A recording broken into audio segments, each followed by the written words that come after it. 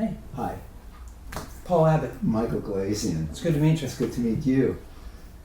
We're going to talk acoustic guitars, acoustic Yeah. guitarists. Acoustic guitar music. Yeah. So now the Do challenge. I look in the camera or do I look at you? I'm not even going to look at the camera. It's going to make me nervous. Okay.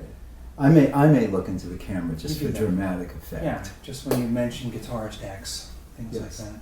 Guitarist X? Yeah. Yeah. Guitarist X is a problem. Yeah. Okay, so do we want to talk about anything now? Do we want to just continue this conversation a little? Or? Where do we start? I mean, if this is not really even if this is just a test podcast. Yeah. Well, okay, so just to end this conversation we've been having, to try to wrap it up Okay. for now. For now. The challenge, I think, of the new modern steel string guitarist, say in the last 10 to 15 years, since YouTube has become... YouTube is also a big problem for the genre. Right.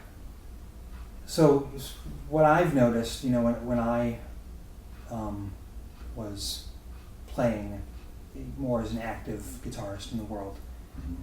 Do you want to talk about who you are and what you do now and your connection to the genre? Sure. Paul is an amazing mastering engineer, and a mastering engineer is different from a recording engineer, and I've had the great fortune to know some of the best mastering engineers in the business, and not all of them understand this little subgenre of guitar playing, and are sensitive to the unique sonic characteristics of the instrument and the recordings of solo acoustic open tuning fingerstyle guitar music. That's kind of like narrowing it down. Yeah. And some are better than others, and what I've heard of your work is very, very, very, very good. Oh, thanks. I should also mention Joe Gastword and David Glasser and David Rufo, and that's just off the top of my head in terms of mastering engineers. Do you want to mention some of the great ones that you admire? Yeah. I mean, obviously, like Doug Sachs is sort of the modern person who really got mastering going in the direction that everyone is doing now. And anyone that had worked with Doug, I think, is really good. He mentored a lot of people. Mastering is the art of taking final mixes and doing what? Just making the volume level even, making the EQ consistent, and not compressing the crap out of it. Depending on the genre. If you're making an acoustic solo guitar rap album, you might want to compress that. But mastering, it's to me, it's more of like a philosophy than a certain. People always say, "What do you do in mastering?" And I say, "Well, I could tell you things that are done, but until I hear your recording, I really don't know what I will do." Right. Because I have to listen to how something's been recorded and what the goal is, and then I'll say, "Okay, now." Here's what I believe I'm going to do. It's kind of like the whole Hippocratic oath: do no harm. Sure. But do your best to make it sound as good as it can possibly sound, but do no harm, meaning don't over-compress. Yeah. So, I mean, I come into it where I try not to have too much of an opinion about, I don't want to make it anything. I just want to take what's there and maybe, remove some of the things that are getting in the way of the actual thing being its best. Right. Bringing out the things that really shine. Pulling out a frequency that's kind of wonky. Yeah, or just trying to make things, if 10 songs come in, make it sound like an album. Right. Back in the day when there were albums. Right. not just YouTube. A novel versus a collection of short stories. Right. And a lot of it is just, just the experience of doing it. So I've been mastering for 20 years, which is enough time to know what not to do. Right. And that's a huge part of it, knowing what not to do. Right. Trial and error and learning and not trying to prove that you can make something better. because you get into a lot of trouble that way. You can. So yeah, I mean, I've been mastering about 20 years and done about 1,000 projects, so it's enough for me to have a perspective on what I think is good and the right thing to do. And you came to this from a background of fingerstyle, acoustic, instrumental guitar music. Yeah, so to answer your question about, saying like who I am, I was a person who played, in high school, played electric guitar. And then when I was in college, my first year in college, actually I had a friend who I was at college, and I'm not a very social person, so I was having a hard time meeting musicians, and so I was spending a lot of time in a practice room. And I met a friend who was an art student, and he wanted me to play some of my guitar stuff, and I was writing some things and doing some things that were sort of independent left and right hand, and I was doing them on an electric. And I said, I guess it would probably be something more like a simple Stanley Jordan-esque thing, trying to give a perspective. And this is a funny story, because at this time you were already an artist but I didn't know who you were. And we were having dinner, at some cafeteria one night in college, and he said, "Oh, you probably like the Windham Hill Group." And I said, "I'm not familiar with that band." I didn't even know that it was a label. I just, he already, some of these Windham Hill things were coming out, and so he sort of turned me on to some of that stuff, which then, going into the Michael Hedges thing, that was the closest thing of what I was doing, but it was for acoustic. Were you not familiar with ECM and the work of people like Ralph Towner and John Abercrombie? So maybe a little. John Abercrombie would be more jazz. Right. Ralph Towner would be more folk jazz. Ralph Towner is not even kind of world. You can't even. He defies description. Yeah, but so I wasn't even that familiar. But later, so what I ended up doing was realizing that electric guitar it didn't sound powerful to me as a solo instrument. So I switched to acoustic. Well, for me, the same thing. I've really never gravitated toward electric guitar very much, because electric guitar is moving electrons through wires, and it's coming out of an amplifier. Right, and it doesn't have a natural acoustic sound, guitar really. Is moving air. Right, which is much more powerful. Much more powerful. Right. So I think that's what I was and resonates for. with us as organic creatures. Right, and as you play an acoustic, you feel this power, and you want to put more into it. The instrument is actually vibrating against your body, and your body is vibrating, and all of creation is vibrating, and so you're tapping into this, vibrational energy. I don't want to sound like, but that's pretty much what it is. Yeah. And we're manipulating that, and it's a very it's a sacred endeavor, really, when you get right down to it, and that just doesn't happen when you're basically pumping electrons through a wire out an amplifier. Yeah. Now sometimes you have to amplify the acoustic guitar, but I would like to believe that for most people, you want to get the amplified sound to sound as much like the acoustic instrument without amplification as you can, and not color it and not distort it. But that's just me. Yeah. So then at that time, my friend turned me on to some of the instrumental music that I think I was at the right place for, because I was trying to sort of figure out how I was going to write. I was taking some composition courses in college, trying to figure out how I didn't necessarily want to be in a band, do something, but have electric, acoustic, how it was going to be. And so that kind of turned into some of the Windham Hill stuff, but not knowing that what I was listening to was something you were sort of an inspiration for in your work. So I didn't know who you were at the time. A lot of people still don't know who I am. Right. It's just good in a way. I'm look at this. I'm talking to you, and I'm talking to you as well. But yeah, and so then I went on to write instrumental guitar music, and at some point in my late 20s, again, with my personality, I think a lot of my personality dictates, with everybody, but it's, do you listen to your personality or not? Maybe the direction you go. I felt as though I had played in a band as an acoustic guitarist for a while that was more of an acoustic-based kind of nucleus band, and then I went back to instrumental, acoustic guitar, solo guitar, and then I kind of felt like, do I have the drive and the focus to continue on with this? And I felt as though doing studio kind of production, mastering, that was more my interest in my calling. So about 20 years ago, I sort of transitioned to that world. And your parents would say that was a prudent choice.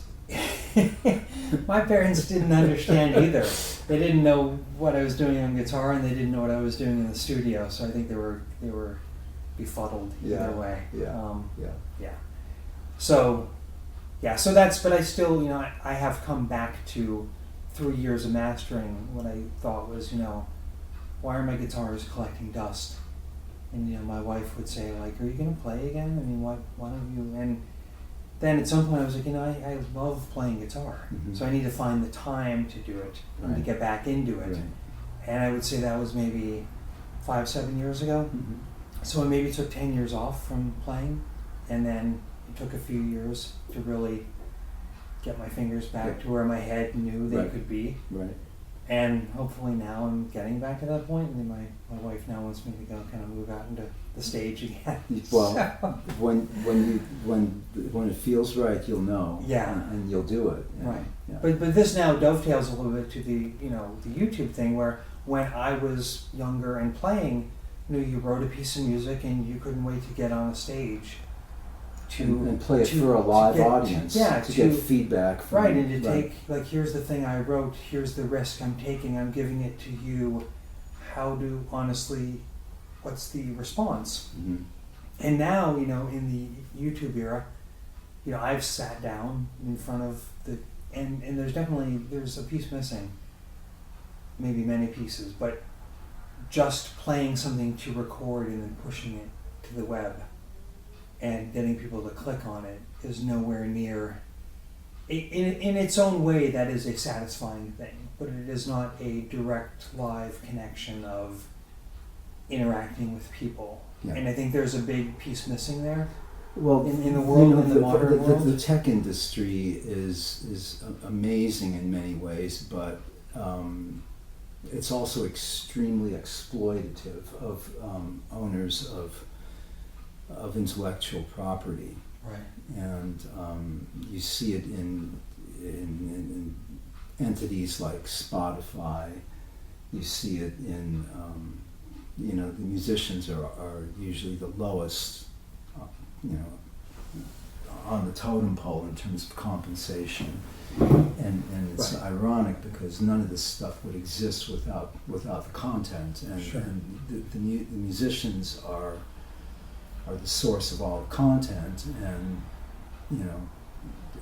are paid the least. Right. So the one thing that cannot be turned into a stream of zeros and ones is the actual experience of being present at a live music performance with other people who are present physically at an actual live music performance. That experience can never be duplicated in the digital medium. Right. And so that's the difference between a YouTube video and actually attending a concert. Or, being on Facebook and chatting with people and having coffee with them. That's the difference that it is. Yeah. And I think the world has become a little more like taking this digital thing and treating it like a reality. And it's not. No. So, we have a situation in the genre where what you look like playing an instrument is more important than the sound, or the composition, yeah, or the experience of actually touching and moving people with the music. Yeah, it's more about how you look and how gymnastic you are. Right. And I always talk about the Ray Charles test, the Jose Feliciano test, the Stevie Wonder test. Close your eyes and does if you didn't see how the music is being performed,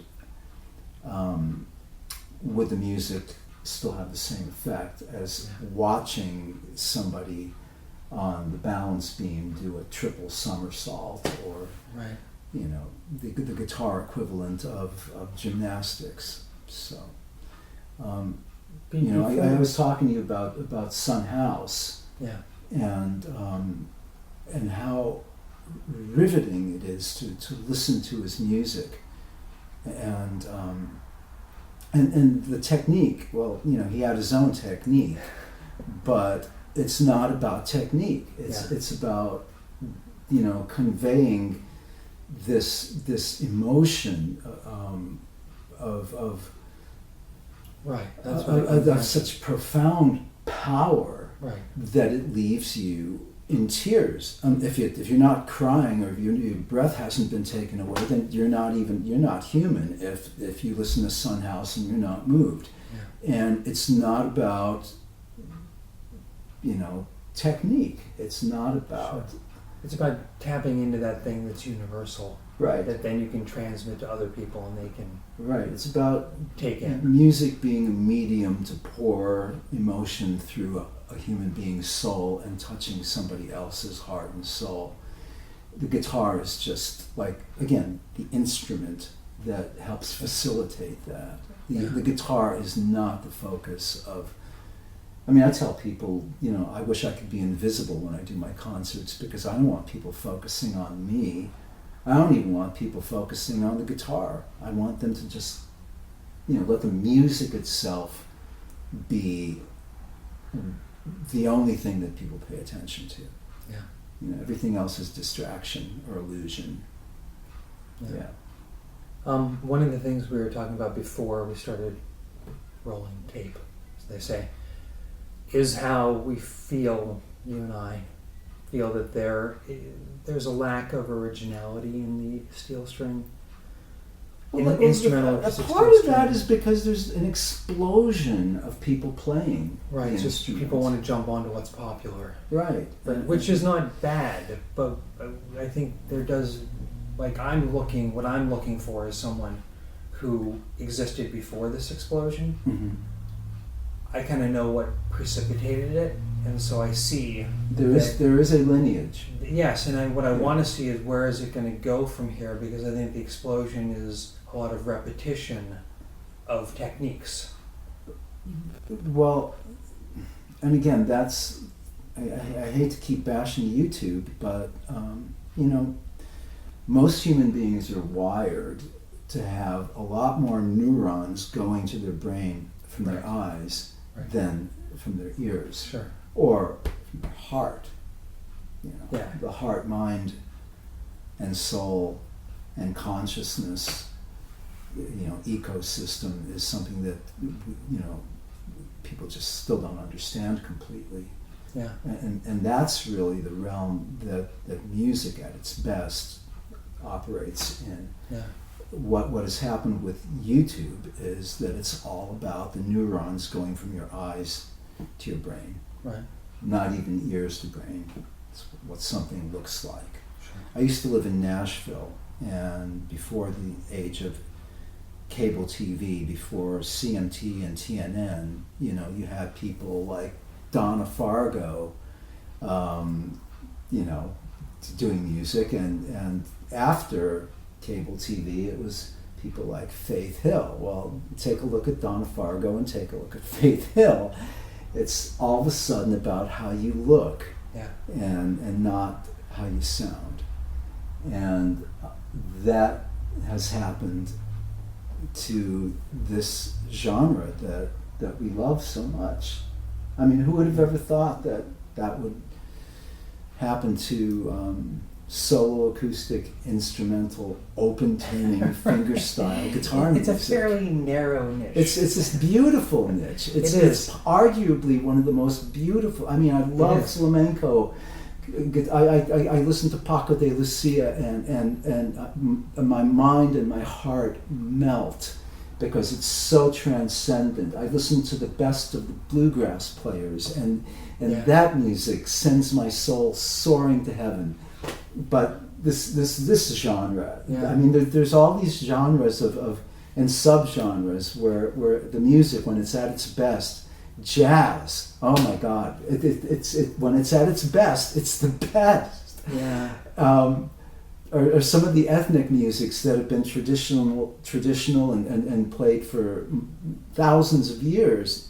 That music is still being played that way for a reason. Because it hits you in the place where there's no place, and so yes, but we're talking about this acoustic guitar, not amplified, hollow body wooden guitar, an instrument that was once a living tree for the most part, and finger style, meaning you're not playing with a plectrum or finger picks. Using your, I guess finger picks might or might not. Yeah, you're limiting yourself by playing with finger picks, but you're using 10 fingers, all of them, all 10 fingers, and on 6 strings, strung to an instrument that was once a living tree. It is tuned not E, A, D, G, B, E, right, but some open chord, or may not even be an open actual. Well, everything is a chord, but sure. But the intervals are what's important. Yeah. And in that sonic landscape, you employ techniques with your right hand and your left hand, and you extract music that would otherwise be impossible in standard tuning. Yeah. That's the genre that we're talking about here. And yeah, it looks cool, but that's not the point. That's not the point. It's going to sound good. It's funny that when you mention jazz, because and I know this is going to sound like a put down in a way. I only mean to say it that it's, because I think we're in a gray area. I'm talking about the best jazz. Right, but the I think Westmont Congress I think jazz, that what exists in a lot of the YouTube steel string today is equivalent to maybe the smooth jazz. In a way, yeah. Right. I mean, the smooth jazz has its place. Like all genres of music Sure. have their place in the world. Right, as does this. It's not bad, it's not compelling from a musical There's a perspective. huge difference between the work of Oscar Peterson and the work of Boney James. So smooth jazz has its audience, and and more people know. But for me, I'd rather listen to Thelonious Monk than Sure. Bob James. I love Bob James, but I love Thelonious Monk more. Yeah. So, yeah.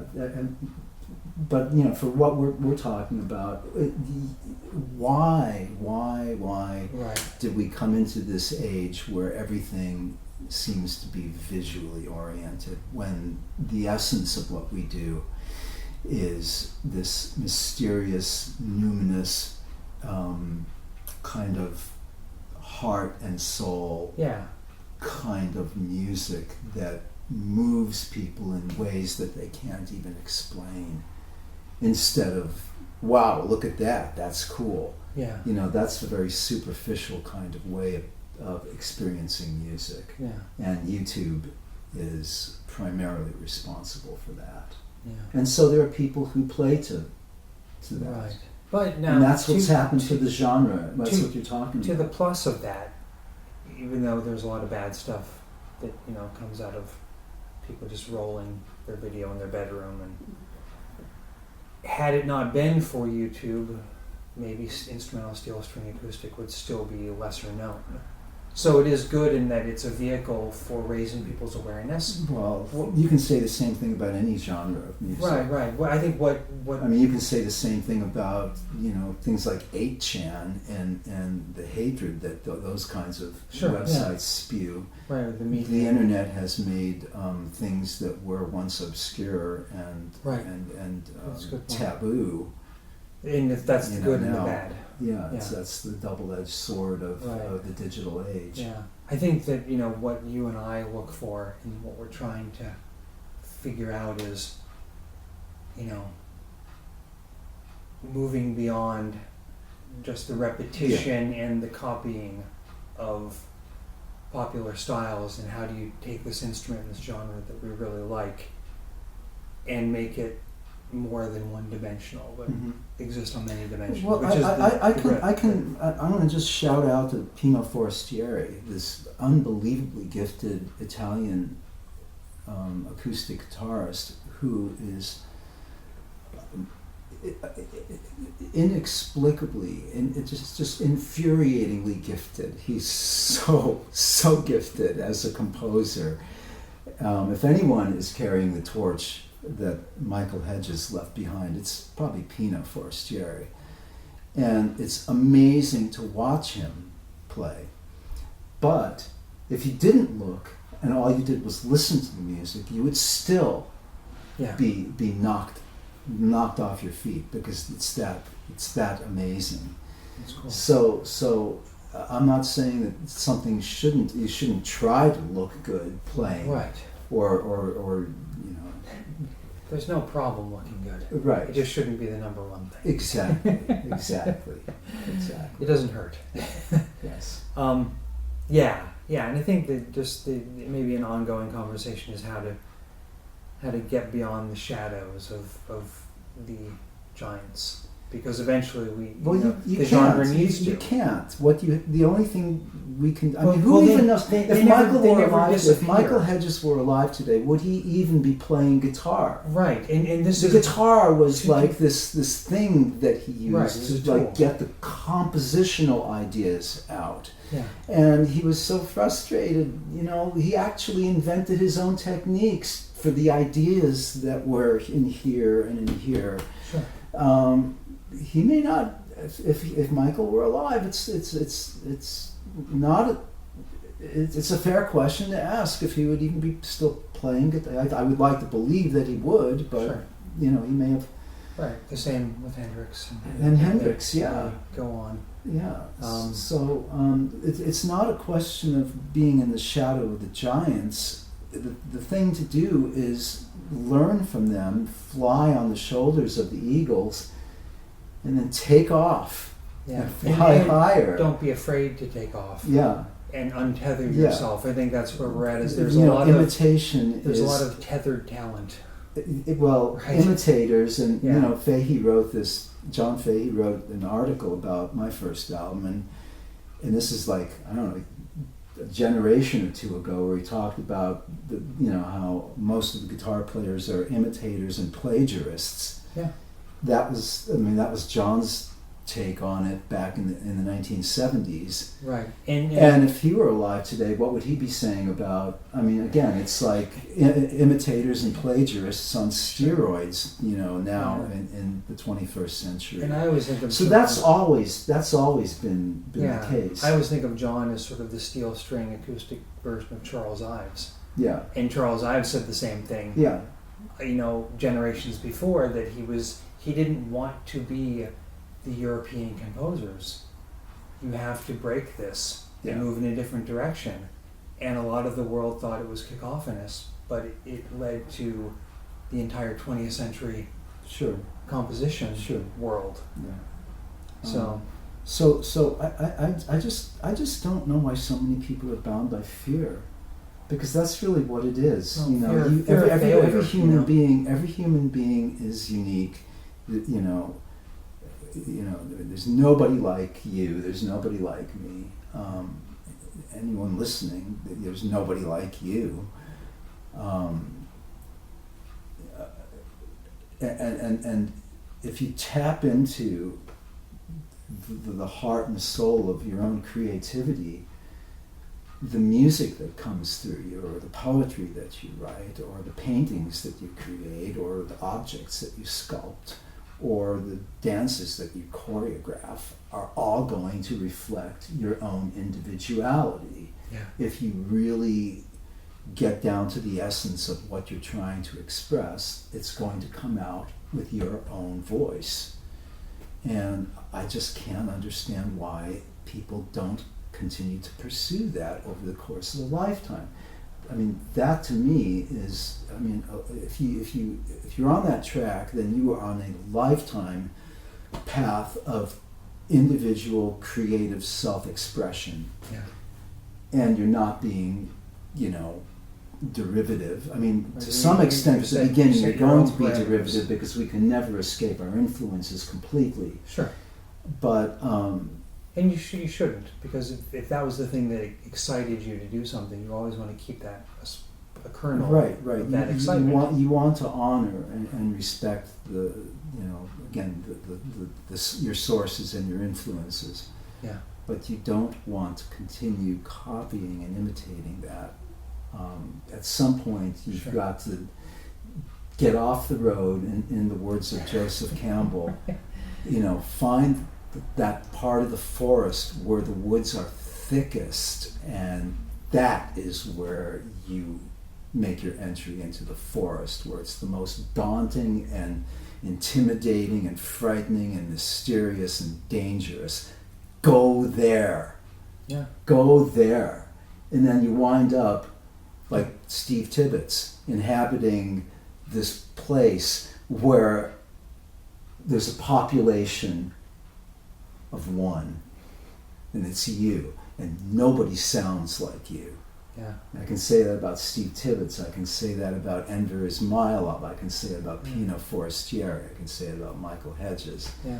I can say it about Colin Nancaro. I can say it about Keith Jarrett. I can, you know, there's all these. Sure. We can all do this. Yeah. Everyone can do I guess this. And it's not ability. It's just fearlessness Sure. is all it is. If And you- what the hell is the downside?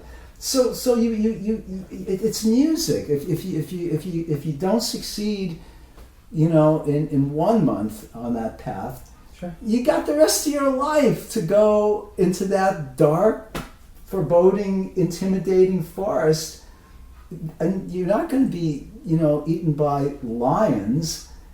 You just keep playing the music, and eventually you get there. And when you do get there, that discovery is so joyful and so affirming and beautiful.